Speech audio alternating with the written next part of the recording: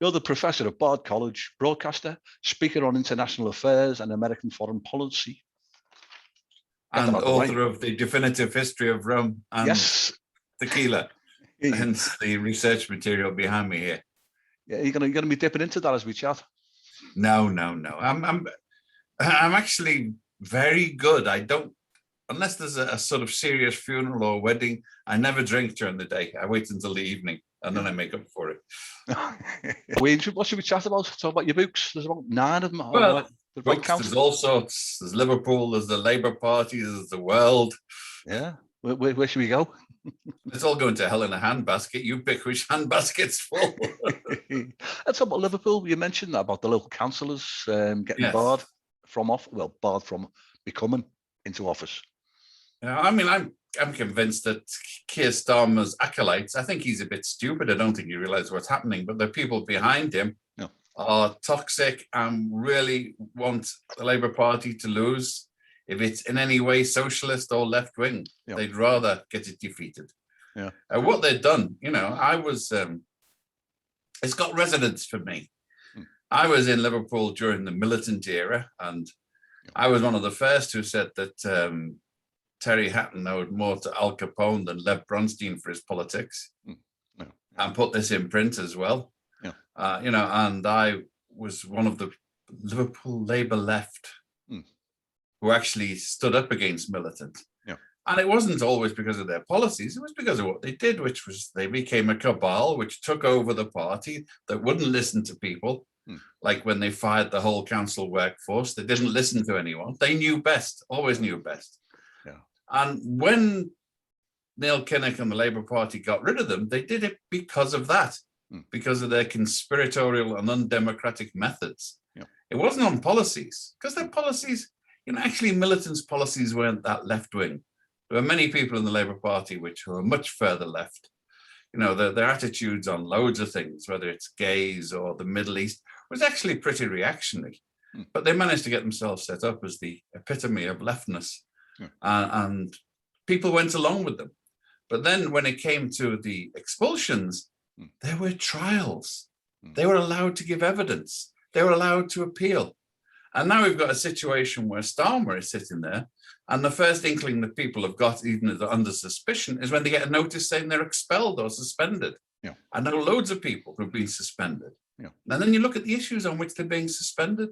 Is it because they're alleged to have threatened or bullied somebody?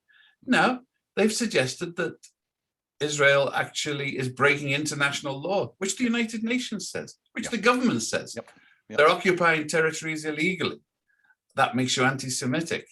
That they shouldn't be shooting kids in Gaza on the fences. That makes you anti-Semitic. I mean, the whole farrago comes through. And what makes it worse is the documentary evidence. There was a very well-made Al Jazeera documentary, which secretly recorded officers from the Israeli mission who were explaining how they were going to sort out the Labour Party and get people expelled. The people who were getting expelled were expelled, and the ones they're conniving with are now friends of Keir Starmer's and running the place. Labour Party conference has a vote. What happens? Keir Starmer says, don't care. We're going to go ahead anyway. Labour Party conference says, we need selections in emergencies. We have to get people in there. Labour Party doesn't give a damn. You get the councillors. I don't have an opinion about the councillors in Liverpool, one way or the other. I've been so far away that I don't know many of them. I've got some inkling of them. But when the Central Labour Party can come in and throw out the candidacies for mayor, throw out the candidacies for the Liverpool Riverside MP, throw out the councillors, what they're saying is they don't trust people in Liverpool. Now, there might be good reasons for that, but they have to explain it. They haven't produced any evidence whatsoever to justify what they've done. And what's more is they put in charge of this selection process, what's his name, Aikenhurst, who is a completely toxic right-wing pro-Israeli hack, who's got, he just doesn't give a damn about the Labour Party or working people in Britain. He's concerned about getting his political ascendancy and defeating his political enemies, who is pretty much almost would be almost any Labour MP or councillor locally elected in the Northwest for the last 50 years. I mean, you just have to think of what was his name, Gerald Kaufman from Manchester. I met him quite often. I met him before when I was in Liverpool. I met him when I was reporting for the Independent and the Guardian. Even met him when I was reporting from the Exchange Theatre in Manchester. I was the theatre critic for the, who was it for? For the Guardian. He was urbane, civilized, charming, chairman of at one point of the Jewish Board of Deputies. And he said that his mother didn't die in Auschwitz to give an excuse to Israeli stormtroopers to do the same to the Palestinians. He would be out right away if he's for saying something like that now. So where were we? Yeah, we were talking about Keir Starmer and local politics, his involvement, support for Israel. This business about sort of swearing allegiance to Israel, and that doesn't allow, that disbars any kind of criticism of Israel itself, regardless. Yeah, well, what they've done, an NGO, well-meaning NGO, the International Holocaust, what was it? The Center for, it was dedicated to making sure the Holocaust wasn't forgotten, and it shouldn't be. And they set up a set of guidelines on what constitutes anti-Semitism. And it wasn't, the people who actually drew it up have ever since said, well, we see the holes in it now. And then other people adopted it, and they added examples. Almost all the examples were about saying anything about Israel was anti-Semitic. The idea was, you say something rude about Israel, Israel's full of Jews, therefore you're being rude about Jews. But, logically makes no sense whatsoever. And but that's been pursued. And the first thing that these people did, Aiken has, the others, was to rush through and get this passed by councils and others.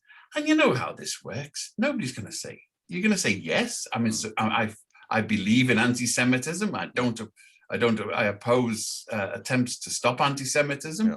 It makes you sound like a Nazi. It's when did you stop beating your wife? The question. A leading question. I mean, it is a really thoroughly leading question. So they did that, and that was adopted all over the place. As I said, the people who actually wrote it have since said, well, wasn't too good. Lots of people pointed out the flaws, but it was phrased in such a way you're really saying, well, honestly, I did used to beat my wife, and after I'd seen her nose broken 3 times, I decided to stop it. You've got to make yourself guilty to go ahead. Yeah, you can't win. It's like the let's not be sexist about this. When did you stop beating your spouse? I know some women who give a hard time as well. So, I don't want to be sexist about this. But you put these questions, and a lot of things you find, in my experience over the years, is that people who stand by and let things happen. It's like the old thing says, you let it go. And it's like the frog in the boiling water. You just suddenly discover how bad it all is when it's too late. It was like militants in Liverpool, because nobody wanted to stand up. Everyone's forgotten about Liverpool. That Eric Heffer, for example, the great stalwart of the left, was trying to pull together a cabal of anti-militants because he felt they were threatening him in his seat in Walton at the time. And he was having meetings about how to combat militants until they went to him and said, Eric, we'll look after your seat. And suddenly he became a lot less anti-militant than he was before. And when I was writing about when I was writing about Derek Hatton and the others, you'd be amazed at some of my biggest informants, the people who produced the real dirt and passed it on to me, were leading Labour MPs who appeared on militant platforms all of the time. Never in militant, but they were scared. They felt threatened. And, it really gave me an insight, because I'd read Orwell's 1984. I've written a book about George Orwell since then.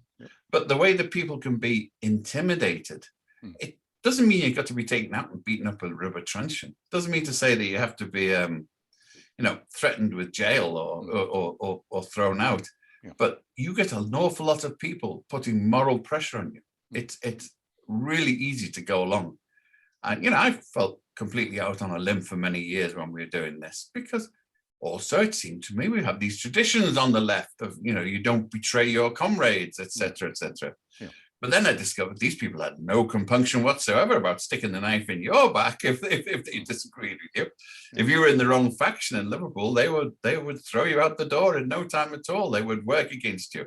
They would vilify you, and on occasion actually threaten physical violence, which happened to me several times in the good old days. Yeah. And break your legs or something. He offered to break my legs, yes. Yeah. Oh dear. Derek Hatton offered to meet me outside once after a meeting, and I said, Derek, you're not playing with children anymore. I've had pistol training. You want to stand and do 10 paces? I'm not going to do fisticuffs. I'll do 10 paces outside the town hall with you and see who wins. So, they were the offer wasn't taken up. Yeah. No. But a lot of people, it takes a lot of courage for people. I don't blame people. It takes a lot of courage for people to stand up when everyone else is going along with them. And once again, we get back to George Orwell. The concept is thought crime. You're thinking things which everyone tells you really shouldn't be thinking. Yeah. You're thinking things like, is calling the workforce out on strike against itself the best way to defend them? Is firing them the best way to defend them? Are there other ways than completely bringing the full might of Margaret Thatcher down on you? It's a valiant gesture. Was it the cleverest gesture? Yeah. Different story. But you weren't even allowed to debate the opportunities, because if you did, you're committing thought crime. So that was the background of those good old days. Yeah. And but they're missing. At least people had principles, and we knew what we were fighting for. What are we fighting for with Keir Starmer? Well, we will go to the barricades because I think the minimum wage should be 50 pence more than the Tories say it should be. It is not the stuff that stirs hearts and minds. It's not the stuff that people go to the barricades for. No. I can see, I think Liverpool, politically, it's been stable over the last 20 years. The town's booming with new hotels popping up since they won the Capital of Culture in 2008, I think. And a lot of European Union money came in. Exactly. Yeah.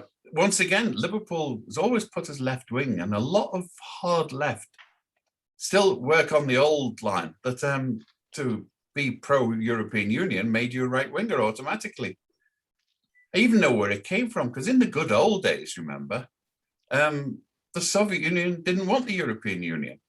So all the communist parties were against the European Union. Yeah. All of the left that was surrounding the Communist Party were against the European Union. And so you've still got a lot of this thought about now.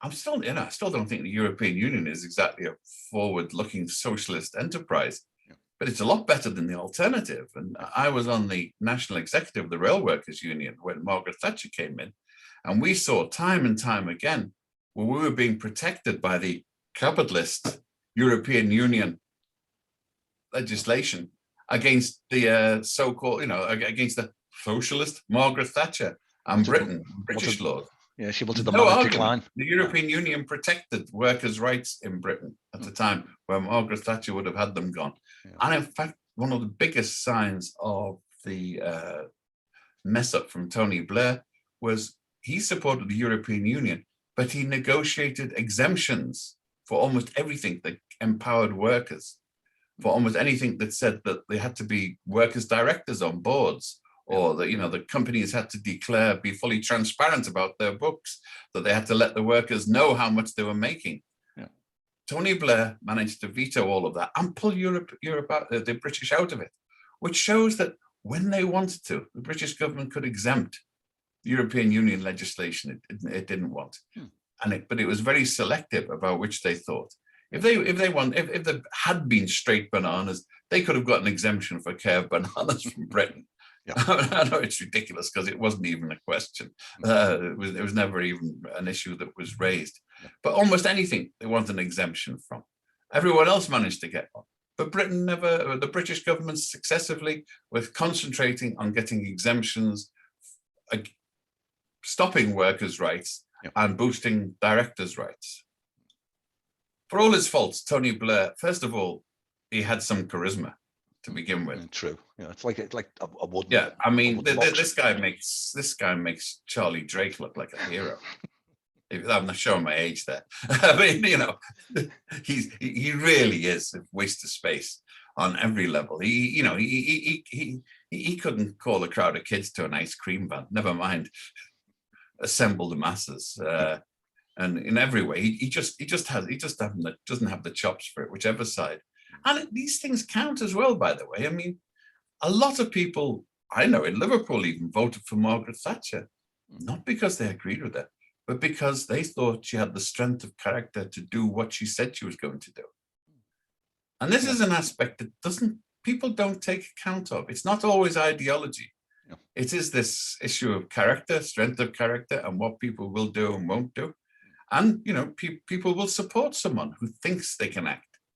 And nobody's ever accused Keir Starmer of being an impetuous, willful actor.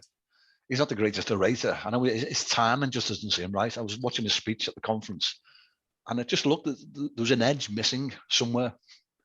Yeah, he sounds. Well, I mean, in America, they have the waiters who come around and recite the day's specials. Yeah. And some of them do it very well because they're often Shakespearean actors who are waiting, and this is the way they learn their lines. Oh, today, arugula drizzled with olive oil, etc., etc. And they say it with feeling. Yeah. He reads it like a New York telephone directory. Yeah, no inspiration on there. Should we talk about your books? Why not? I'm always in favour of them. What do you want to pick? Well, I could start with my first one because it was firmly based in Liverpool to some extent. It was called The Arms Trade, ALMS. Yep. I remember I did a thing on Scotland in radio, and they never got the joke there. Yeah. The guy who was interviewing me suddenly said, I see now. You mean the arms trade? Arms trade. Two entirely different words in Scots English. Yeah. You had this republished in 2008. It first came out in 1989. That was my first book, and it was the last one. I was leaving Liverpool at the time. Yeah. It's not the leaving of Liverpool that grieves me, but me darling, when I think of thee. So it was Johnny Todd. No, I got the centerfold in the Times at the time. Yeah. It was it's funny because I was already leaving the country, and of all people, it was Rex Macon, the lawyer, who called my attention to it. And he said, "You're in the middle page of the Times." It was the centerfold in the Times. Since then, by the way, I've also had centerfold in the Hustler and the Baptist Times. So I'm promiscuous in my bylines. Yeah, it's quite a wide range there. Looking at the list of your books, there's a wide genre range, isn't it? We got from the arms trade. You got talking about the deserter. You write about Orwell. UN for beginners, rum, tequila. Yeah. In some ways, it was just too late to be effective. I was commissioned to do The Deserter, which was about George W. Bush's military career. Non-military career, yeah. Just before it was just after the election. And I was actually on a trip over to Britain, and my publisher called me up and said, "Could you do this? And how long would it take?" And basically, I got 6 weeks to turn a full book around. Yeah. What word counts? I was traveling. And I think it says 70,000, 80,000. Yeah. So, I mean, it was a good book, I think, because it was in full white heat. And it's funny because the publisher, when he read the manuscript, he called me up and he said, "Ian," he said, this isn't quite what we expected." I said, "What do you mean?" I said, "Well, we were expecting a rant." I said, "So?" He said, "This is quite thoughtful." You are a journalist. Who do you think you were? Well, I mean, I was trying to work out what happened with George Bush, because I like to look at the backstories. And, I am no friend of the upper classes, but his father's generation, his father, George H.W. Bush, left school at 18, didn't go to college. He went straight into the US Navy Air Corps and was in the war. That whole generation, you might think they're buffoons and Colonel blimps, but they had a sense of noblesse obligée. They felt that you know, it's their country. They had to do their bit for it. And, you know, the rest of us hated them for it, but still, you know, they were there. And, you know, the casualty rate amongst officers. And then what had changed since Vietnam? During Vietnam, these people secured massive exemptions for themselves. Because the American system of the draft was really skewed. It was right back to the 19th century. You get allocated a draft number. If it was a high one, you're almost set to get called. If it was a low one, the chances are no. And the local draft boards would declare, you know, what numbers were going to get called up. And of course, it was completely skewed because these were, you know, equivalent of the JPs in Britain. They were local dignitaries. So, you know, of course, old so-and-so's son, oh, it seems a very plausible excuse. We understand he's got spares on his feet, which was Trump's. In the case of George W. Bush, what they did was they got him into the Texas Air Force National Guard, which was, you know, the equivalent of the TA or the Royal Air Force Reserve. And that was difficult because it was a very elite unit. You had to have connections to get in there. You didn't just put your name on a list, and it wasn't alphabetical order. You didn't get in there because his name was Bush. You got in there because his name was Bush. You know? It wasn't beginning with a B. It was following on from his father, who was a major Texas oil magnate at the time, and he had all the connections. So they put him on the Texas Air National Guard, where basically after the first few weeks he was a no-show. By all accounts, he actually suffered terribly from fright. He couldn't take off. He couldn't land. I think the only time he landed was when he had a co-pilot. You remember at the end of the Iraq War, mission accomplished. He's got that suit on the ship. I've got the doll with that. You know, the sort of G.I. Joe sort of doll with him with all his kit. It's a real collector's item. You know? Mission accomplished. Mission accomplished, yes. And as we sort of know, 30 years later, it wasn't really accomplished. Other books. Were you commissioned by someone in the booze industry for a couple of the other books?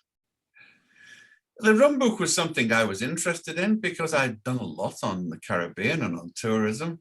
And I got the idea about from my trips to the Caribbean. You know, I was doing stuff on economic development. I did commissions for the United Nations and also for some of the tourist boards there. And also because I like the Caribbean. Rum. And I like rum, and it's interesting. What is it that unites the Caribbean? It's not the music, it's not the language, because in the Caribbean they speak Spanish, French, Dutch, Papiamento. And the one thing that unites them all is they all like and drink rum. And that's where I put the phrase, which the Caribbean Tourists Association has used several times since then, that rum, the global spirit with its warm beating heart in the Caribbean. It's in the introduction. So. Captain Morgan's. Oh, no. We're talking about decent rum now, not. I mean, I used to drink Lamb's Navy rum in Liverpool. I know. I can think of the symbol on which is still made in Liverpool. It's on. I noticed the last bottle I saw. It's made on the industrial estate in Huyton. The Halewood Vinery or something it's called. Halewood Brewery or something like that. Yeah. I mean that's where they make it. It's been I was quite pleased to see it was still being made, and even pleased to see, you know, Huyton was where I was brought up mostly. So it was. I know the area. I know Wilson Road and around there, named after Harold Wilson. Oh, I didn't know that. Oh yeah, I mean. No, they were proud, the Labour Party in those days. Yeah, that was his ward, wasn't it? Were named after Labour luminaries, Lansbury and what the rest of them. I don't know. I don't know where. Well, Gladstone Dock, you know, going back to the 19th century. He wasn't Labour, but he has the same tradition. But he was born in Rodney Street, so you know he's got the connection. Yeah, true. Was this a labour of love then? Were you given? You had to go through some strong sampling phases. Well, I had to do it. It took some years because I kept getting interrupted with things like parenthood and the political things going on. So you know, it was in fits and starts, and because I started writing it before I had a commission for it. Okay. And then, when I'd done a lot of the work, I found a publisher Yeah.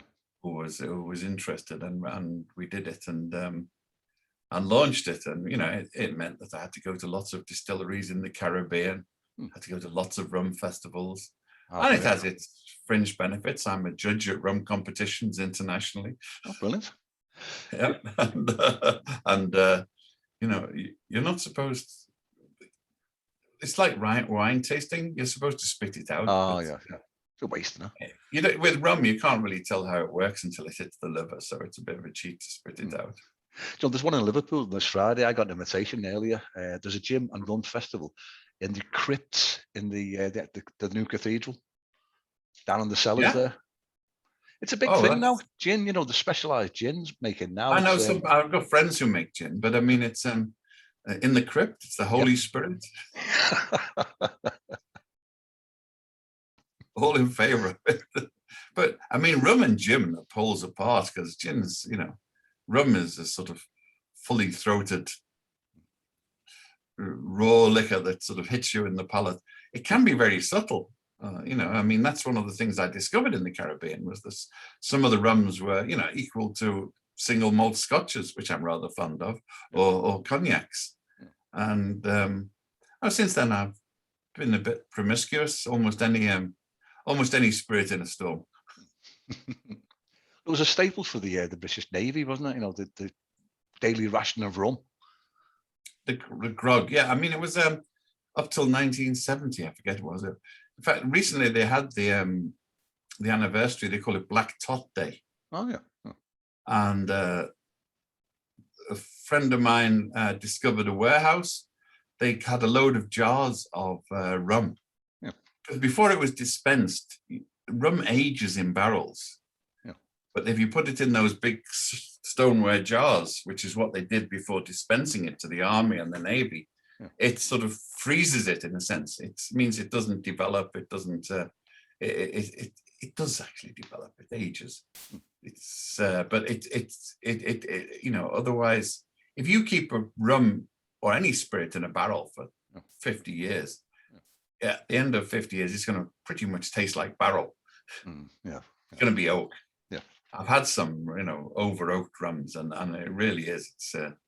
It's like liquid railway sleeper. No good, no fun. Dear. Yeah. I know with beer, well, cans of beer, the sell-by date, I think that the alcoholic strength changes, doesn't it? I think as it goes past the date. It percolates. I mean, what happens is it goes off. The chemicals inside react. The same thing happens with rum and wine. I mean, wine ages in a bottle because all the complex chemicals in the wine, they interplay with each other. I've been doing serious research on. Sounds like I'm a pure novice. I know about beer. Do you know, I stayed in a bed and breakfast once. I was working for Nuffield Health, going around the country upgrading PCs and things. And this bed and breakfast down on the southeast, and the landlady, she said, "Oh, there's beer, kind of beer there for you." I looked at it, and it was 12 years out of date. So I said to her, I'll take it up to the room if you don't mind. I'll have it a bit later. Slyly sort of disposed of it. Didn't you try it? No, I wasn't tempted.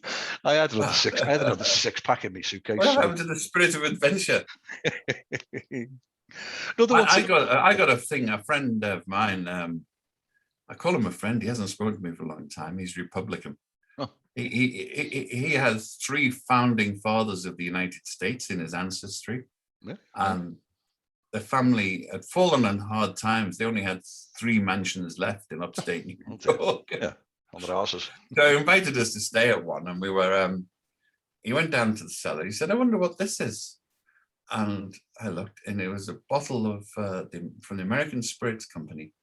This bourbon was aged bourbon that was bottled the day before Prohibition came into effect in 1919. Over 100 years old. Bloody hell. Yep. Did you crack it? And he said, "I wonder if it'd be any good." I said, "Well, there's only one way to try. Bit of adventure, Peter." And he said, "But the cork's crumbling." I said, "Get me a tea strainer. I can cope with that." What was it like? Was it tasty? It was the finest spirit I've ever tasted. Oh, nice one. It had legs to die for down the glass. Yeah. And the thing is, it carries on maturing inside the bottle, that chemical reaction I was talking about. Yeah. it carries on, and it gets softer, more mature, and more subtle. This was wonderful. There were a load of people in the other room, so Peter and I poured it, and honestly, the nose, the smell, people came rushing from the other room. They smelt it. It was so good. It wasn't pungent. It was, it was really nice. It was good. I feel like having a drink now. I'm looking at the bottles behind you as well. It's tempting. I've got all sorts. I've got Georgian liquor from Georgia and the Caucasus. I've got Chinese Mao Tai, which I'm quite fond of as well. That's an acquired taste. What is that? Is that some kind of wine? Is it a liqueur? Oh, no. It's 130 proof. What? Whoa. It's pure firewater. Yeah, it's what they drink at the Chinese banquets. And little tiny thimbles, is it? Yeah. Well, not so tiny. Yeah. I mean, that's one of my claims to fame. If you look at my website, I had a drinking competition with the Chinese Prime Minister, Zhou Enlai. Well, I was still in Liverpool in 1970. I come to China. I haven't seen that. I'm going back. I'm going to go. There's a picture somewhere. There's a picture of me with Zhou Enlai. I mean, to throw in, while we're dropping big names, I was also I argued English literature with Madame Mao, Chairman Mao's wife, at the same time. Yeah. It was very bold. The Chinese all looked at me as though I was stupid, because not many people argued with her and survived. Yeah, I can imagine. Yeah, millions gone missing. Who won the drinking competition? Me, of course. I mean, I've been drinking since I was 12 in Liverpool. Yeah, I had a lot of practice. Tequila is made from the agave plant, and the agave plant is actually a vegetable. Yeah. People think it's a cactus, but it isn't. Oh. Its closest living relative is the asparagus, believe it or not. Oh, didn't know that. Yeah, no, I found lots of fascinating things about it. It's a great subject, because the agave plants are fertilized by long-nosed bats. Yeah. At midnight. Oh. I mean, it's straight out. You couldn't make this stuff up. That's like science fiction. If you've seen the agave plant, it looks like one of the triffids in John Wyndham's book. Yeah. It really does. But it's they macerate it, mix it with water, squeeze it, and then ferment it. And it's pretty unique, and you get this tingle on the genuine stuff. That's the insecticide in the skin. Hey. Yeah. It's and part of the secret of making tequila is to decide just how much of the agave plant you peel, and how much you leave on what they call the pencas, the leaves. Yeah. It's got its own vocabulary, but a lot of the tequila that's sold is completely spurious, because it says on the bottle, if it says 100% tequila, then it's probably 100% from the agave plant. Yeah. If it doesn't say that, then it's 50% other alcohols. It's high fructose corn syrup fermented. Yeah, artificial stuff. Allowed to, because it's controlled by a cartel. I mean, Mexico has a well-deserved reputation for lawlessness.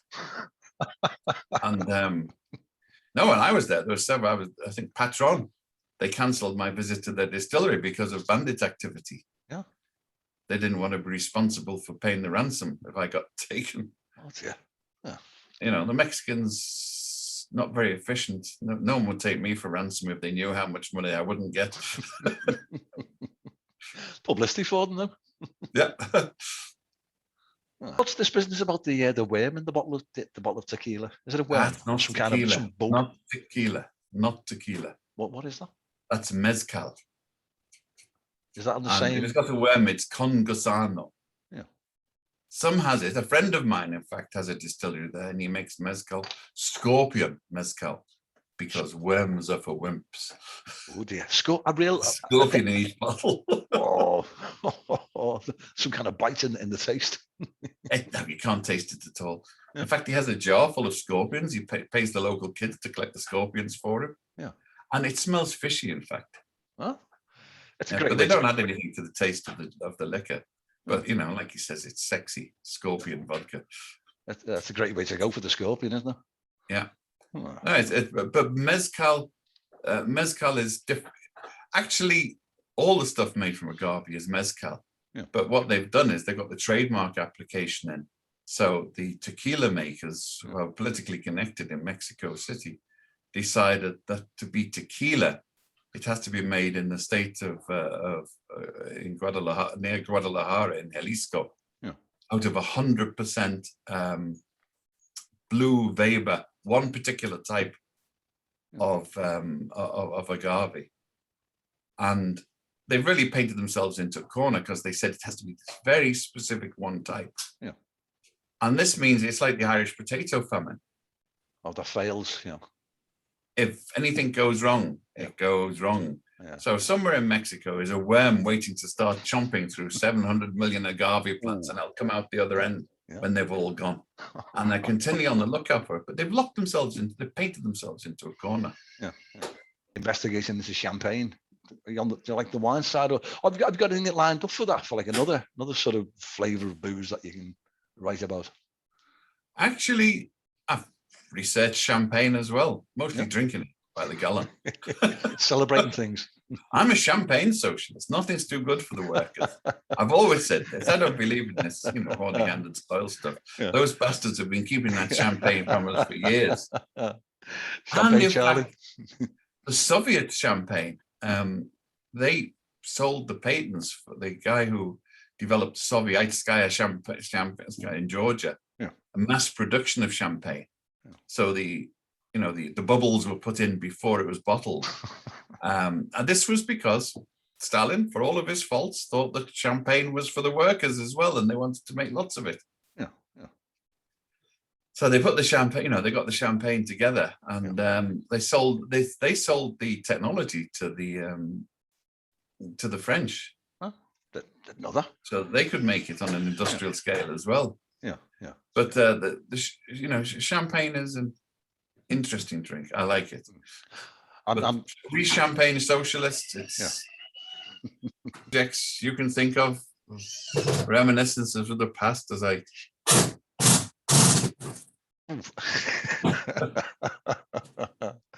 We'll keep in touch on Facebook and on Twitter as well now. So the end is nigh. I want to do confession before I go. I want absolution from the city of Liverpool before I put my gloves. No, we'll get them all out. Let's have a meeting every couple of weeks. Get us all out. I forgive you. Nice. I go. In fact, that's funny because one of my students came to me the other week and he said, he said, they're not going to let me in next week because I don't have a vaccination certificate. I said, well, go and get one. He said, no, I'm going to get a religious exemption. Because I've got news for your kid. Allah might be merciful. I'm not. Yeah, that's a blame you. Yeah. I'm not taking it. Okay. Yeah, it's a blame you. So we ended up in Hyton. I'm still fascinated with the local history. I've got a couple of shelves full of books about Liverpool, from Liverpool. Pamphlets going back, and prints and pictures of ships on Canada docks, for example. And the connection goes back. We've been checking on my relatives, my nephew in particular, has been checking on the family history. And it goes back to 220 years in Liverpool.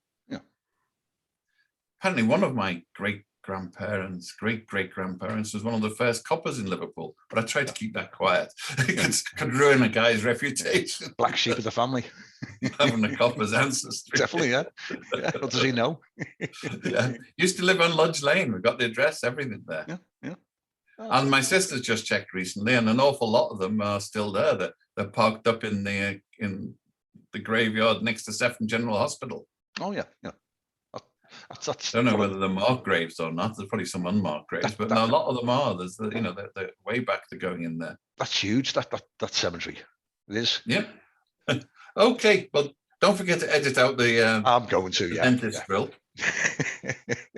I'd say it's special sound effects. Okay. All right. You take care, then, Ian. Right. Thanks a lot, Terry. It's fun. Cheers, as always. All right. See you soon. Bye. See you later. Ta-ra.